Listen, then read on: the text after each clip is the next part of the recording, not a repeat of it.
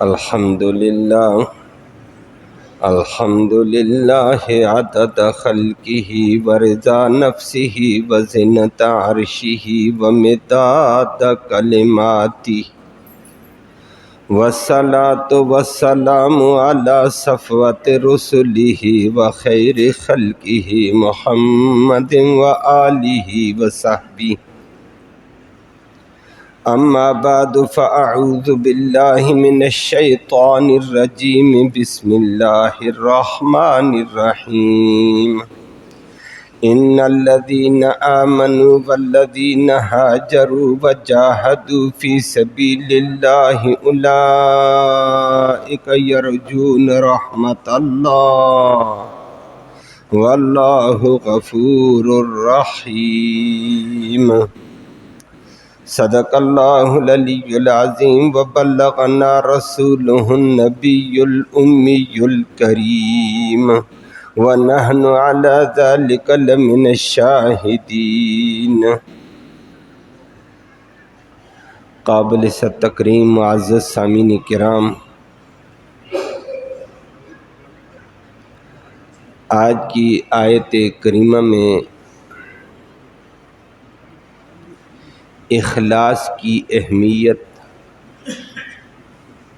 اخلاص کے ساتھ کیے جانے والے اعمال کی فضیلت کا ذکر فرمایا کہ اخلاص کے ساتھ کوئی بھی نیکی کی جائے اللہ کے ہاں اس کا بڑا اجر ہے۔ نمبر 2، اخلاص کے ساتھ نیکی کرتے ہوئے غلطی سے، لا علمی سے خطا بھی ہو جائے تو اللہ رب العالمین کے ہاں معافی ہے، کیونکہ یہ بیچارہ اخلاص سے نیکی کر رہا تھا لیکن غلطی ہو گئی، تو فرمایا اللہ کے ہاں اس پہ مواخذہ نہیں ہوگا۔ اور وہ واقعہ آپ کے سامنے آتا ہے، اسی کے اوپر اللہ نے ضابطے کے طور پر آیت کریمہ پیش فرمائی ہے۔ لفظی ترجمہ سماعت فرمایا ان الذین، بے شک وہ لوگ، آمنوا جو ایمان لائے، اللہ کی ذات پر، صفات پر، احکام پر، رسول پر، قیامت پر۔ نمبر 2، والذین، اور وہ لوگ، ہاجروا جو ہجرت کر گئے، وطن چھوڑ گئے اللہ کی رضا کے لیے۔ نمبر 3، وجاہدوا، اور وہ لوگ جنہوں نے جہاد کیا، فی سبیل اللہ، اللہ کے راستے میں۔ اولئک، یہی صفات والے لوگ ہیں، یرجون، یہ امید رکھیں، رحمت اللہ، اللہ کی رحمت کی۔ یہ لوگ تھے جو اللہ کی رحمت کی امید رکھتے تھے۔ تو واللہ غفور، اللہ رب العالمین بخشنے والا ہے ان کی چھوٹی موٹی غلطیوں کو۔ کیوں؟ رحیم، وہ بڑا مہربان ہے، اس لیے وہ معاف کر دیتے ہیں۔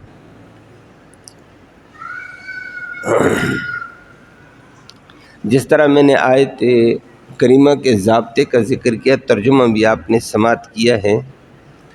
حدیث مبارکہ کے اندر اس کے شان نزول کا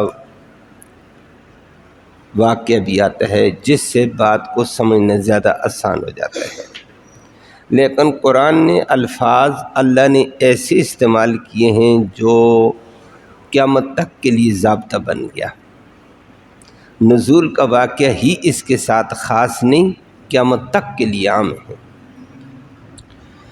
اور وہ حدیث میں آتا ہے، اس سے پہلے آیت کریمہ کے درس میں بھی آپ نے سنا، نبی کریم صلی اللہ علیہ وسلم نے 12 آدمیوں پر مشتمل صحابہ کرام کا ایک قافلہ بھیجا تھا، جس کے سربراہ عبداللہ بن جحش رضی اللہ تعالیٰ عنہ تھے۔ نبی کریم صلی اللہ علیہ وسلم کی پھوپھی کے لڑکے بھی تھے، مکہ سے ہجرت کر کے مدینہ گئے تھے۔ نبی کریم صلی اللہ علیہ وسلم کے برادر نسبتی بھی تھے، سالہ بھی تھے، بعد میں سالے بن گئے تھے، بعد میں بنے، اس وقت نہیں تھے۔ تو زینب بنت جحش رضی اللہ تعالیٰ عنہ کے یہ بھائی تھے، عبداللہ بن جحش تھے، ان کو 11 افراد دیے، 12ویں امیر یہ تھے، ذمہ دار یہ تھے۔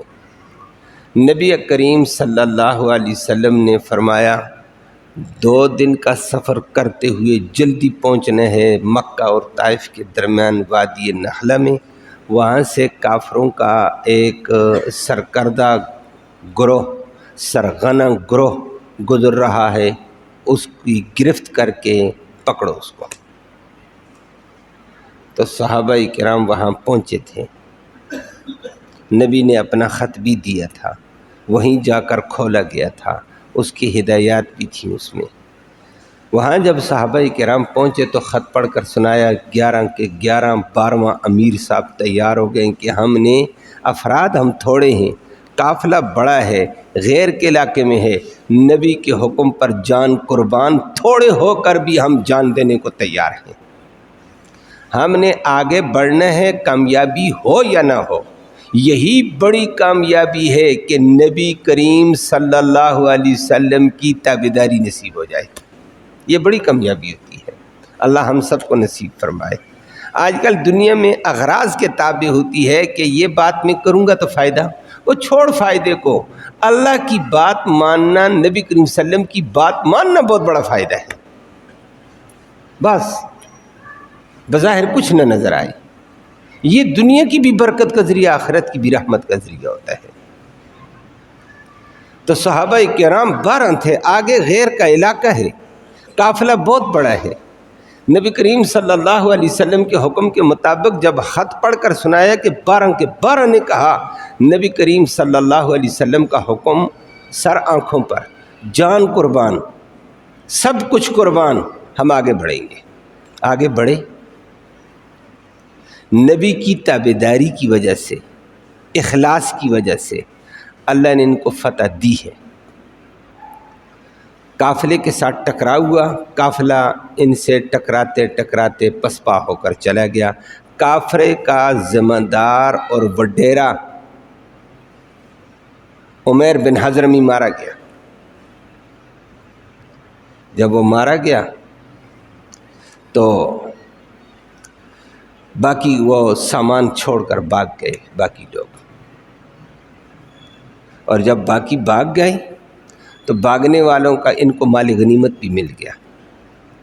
مال غنیمت میں نے عرض کیا تھا کہ اس کا 5واں حصہ نکال کر غریبوں، نبی صلی اللہ علیہ وسلم کے لیے، نبی کے رشتہ داروں کے لیے، غریبوں کے لیے، مسکینوں کے لیے، یتیموں کے لیے، بیواؤں کے لیے رکھ دیا۔ 4 حصے مجاہدین 12 کے درمیان میں تقسیم کر دیا عبداللہ بن جحش سے۔ لیکن یہاں ایک خطا ہو گئی تھی۔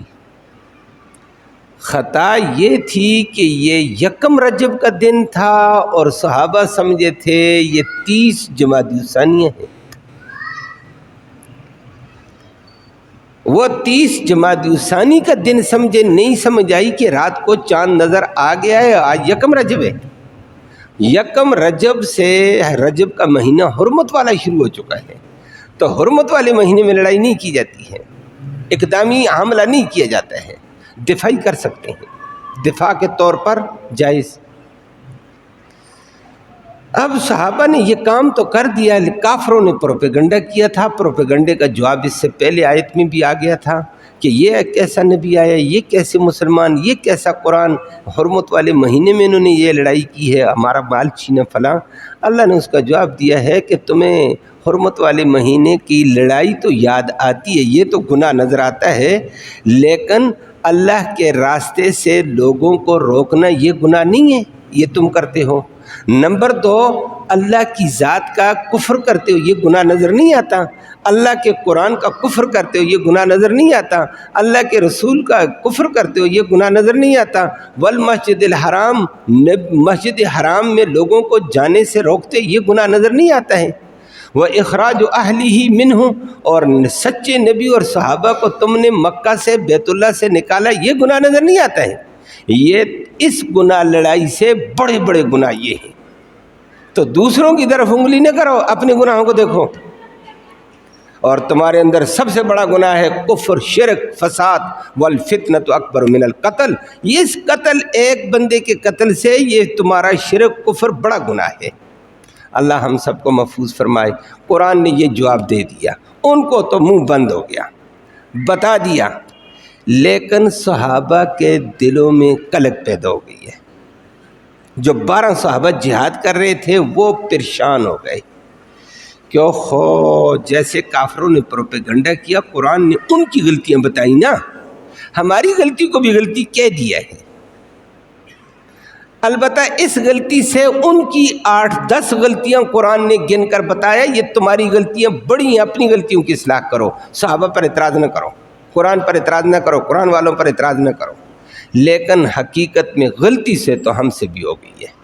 صحابہ پریشان ہوئے اور اس پریشانی میں سوچ میں پڑ گئے کہ ہمارے اس جہاد کا ثواب نہیں ملے گا۔ نمبر 2، یہ مال غنیمت جو ہم نے لیا یہ حلال نہیں ہوگا ہمارے لیے۔ نمبر 3، آخرت میں کوئی بدلہ ہی ہمیں نہیں ملے گا، ہماری نیکی رہے گا، الٹا گناہ کی وجہ سے اللہ کا عذاب آ سکتا ہے، گرفت آئے گی۔ صحابہ پریشان، سچے لوگ تھے صحابہ کرام، کہنے لگے قرآن کے اسلوب سے تو یہ پتہ چلا یہ بھی گناہ ہے، لیکن یہ بڑے بڑے گناہ تمہارے ہیں، لیکن یہ بھی گناہ تو بتایا ہے، تو یہ ہمارا عمل ضائع، ہماری نیکی ضائع، یہ مال غنیمت ہمارے لیے حلال نہیں ہے۔ اللہ رب العالمین نے اس کا جواب ارشاد فرمایا۔ صحابہ پریشان تھے، حدیث میں آتا ہے یہ 12 بھی پریشان، ان 12 کے رشتہ دار بھی پریشان ہو گئے کہ مال غنیمت تو لایا تھا، ہم نے استعمال کر لیا ہے، یہ تو حلال نہیں تھا۔ کیسے لوگ تھے؟ ادھر کہتے ہیں جو آ جائے چلنے دو، ادھر پریشان ہوتے تھے کہ ناجائز مال نہیں آنا چاہیے۔ اللہ نے آیت کریمہ نازل کر کے نبی کریم صلی اللہ علیہ وسلم پر ضابطہ ذکر کیا اور یہ اعلان کر دیا ہے کہ اخلاص کے ساتھ جو لوگ ایمان لائے ہیں اللہ کی ذات پر، اللہ کے رسول پر، اللہ کے قرآن پر، اور یہ اخلاص سے ایمان لانے والے یہ سارے صحابہ آئندہ قیامت تک بڑے بڑے لوگ آئیں گے، اخلاص کے ساتھ ایمان لائے ہیں۔ نمبر 2 فرمایا پھر ان کے اندر ایک اور خوبی، ان الذین آمنوا، وہ لوگ جو ایمان لائے اللہ کی ذات پر، صفات پر، احکام پر، رسول پر، کتابوں پر، قیامت پر، نبوت پر، ختم نبوت پر، والذین ہاجروا، پھر یہ وہ لوگ تھے جنہوں نے ہجرت کی ہے، اخلاص ان کے اندر بھرا ہوا تھا، جنہوں نے اپنا وطن چھوڑا رب کی رضا کے لیے، علاقہ چھوڑا رب کی رضا کے لیے، مکان چھوڑے مکہ میں رب کی رضا کے لیے، بیت اللہ چھوڑا رب کی رضا کے لیے، رشتہ دار چھوڑے مکہ میں رب کی رضا کے لیے، کاروبار چھوڑا رب کی رضا کے لیے، اور یہاں مدینہ میں آئے تو تیسرا کام وجاہدوا فی سبیل اللہ، اور پھر انہوں نے جو جہاد کیا اللہ کے راستے میں اللہ کی رضا کے لیے کیا، نبی کی تابعداری کرتے ہوئے آگے بڑھے تھے، نبی کی غلامی کرتے ہوئے آگے بڑھے تھے۔ 12 افراد تھے لیکن کفر سے ٹکرا گئے کہ نبی کا حکم ہے ہم ٹکرائیں گے۔ ان میں تو اخلاص بھرپور تھا، لیکن ساتھ اللہ نے ان کے اندر کی بات بتائی۔ یہ ایمان کسی غرض کے لیے تھا، یہ ہجرت کسی غرض کے لیے تھی، یہ جہاد کسی مال غنیمت کے لیے تھا؟ نام فرمایا اولئک یرجون رحمت اللہ، یہ لوگ اللہ کی رحمت کی امید کرتے تھے کہ ایمان لایا رحمت ملے گی، ہجرت کی ہے رحمت ملے گی، جہاد کیا رحمت ملے گی۔ انہوں نے یہ سارا کام رحمت الہی والے اخلاص کے جذبے سے کیا، تو پھر سنو واللہ غفور، اللہ ایسے لوگوں کی غلطیاں معاف کر دینے والا ہے۔ گئی ان کی غلطی معاف ہو گئی ہے۔ حرمت والے مہینے میں جہاد کیا، اقدامی جہاد کیا، حملہ کیا، معاف ہے، واللہ غفور۔ اخلاص کے ساتھ فرمایا نیکی کرتے ہوئے آگے جاتے جاتے نیکی کے دوران غلطی ہو گئی، اللہ معاف کر دے گا۔ ہو اخلاص بندے کا، بےایمانی دل میں نہ ہو، مفاد دل میں نہ ہو، دنیا کی غرض نہ ہو۔ اور آج بھی بے شمار موقعوں پر بہت سارے ساتھی ایسے ہوتے ہیں کہ نیکی کے جذبے سے آگے بڑھتے ہیں، نیکی کے جذبے سے بڑھتے بڑھتے کوئی کوتاہی ہو جاتی ہے، بعد میں کہتے ہیں جی میں تو اس نیکی کے جذبے سے آگے بڑھا تھا، یہ کوتاہی ہوگی، پتہ نہیں کیا ہوگا۔ ارے نیکی کے جذبے سے تو آگے گیا تھا، کوتاہی ہوگی، اللہ معاف کر دے گا۔ اللہ نے اسی ضابطے کے اندر سب کے لیے قیامت تک کے لیے بتا دیا ہے۔ اخلاص کے ساتھ ایمان لاؤ، اخلاص کے ساتھ ہجرت ہے، اخلاص کے ساتھ جہاد ہے، اور جو عمل بھی نیکی کا تم کرتے ہو، یہ 2-3 نیکیاں ذکر کی، اولئک یرجون رحمت اللہ، اگر یہ لوگ اللہ کی رحمت کی امید کے طور پر نیکی کریں گے، واللہ غفور، اللہ بخشنے والا مہربان، کمی کوتاہی معاف۔ یا اللہ کیوں؟ فرمایا رحیم، وہ ہے ہی مہربان۔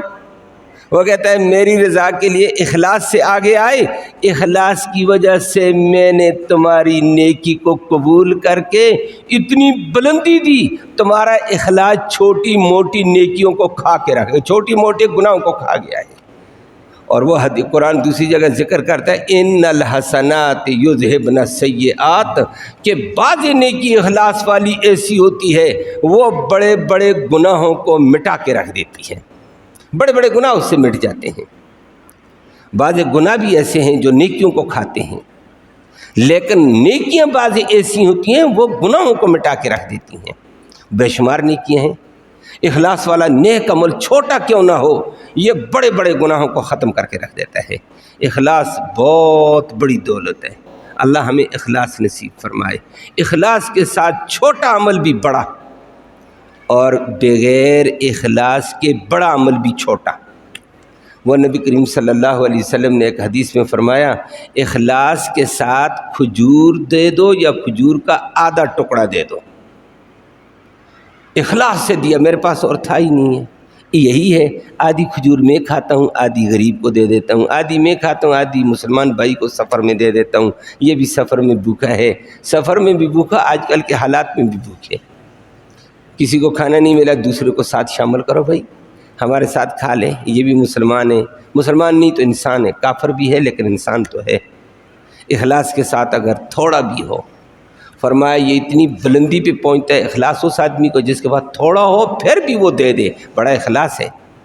ہزاروں ہو تو دے دیا تو اتنا اخلاص نہیں ہوتا ہے تھوڑے میں۔ اور فرمایا یہ اتنا ہے، یہ احد پہاڑ کو سونے سے برابر اگر احد پہاڑ کو خرچ کیا جائے اس سے بھی بہتر ہے۔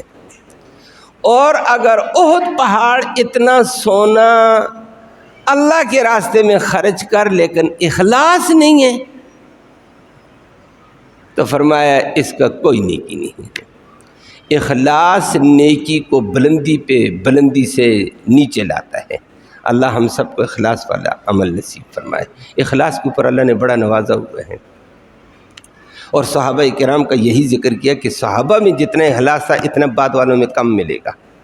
اسی لیے نبی کریم صلی اللہ علیہ وسلم نے فرمایا بعد والے لوگ اگر آ جائیں، میرے صحابہ نے جو کھجور کی گٹلی کھجور ایک اللہ کے راستے میں دی ہے، بعد والے آ جائیں، لو افتدا مثل احد، احد پہاڑ اتنا سونا بھی اگر یہ خرچ کریں صحابہ کی کھجور کو تک بھی نہیں پہنچ سکتے ہیں۔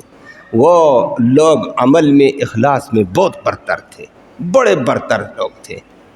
آج بھی اللہ والے بہت سارے ہیں، بڑے اخلاص والے بھی ہیں، انہی کے اخلاص کی وجہ سے یہ اللہ کی رحمتیں جوش مارتی ہیں۔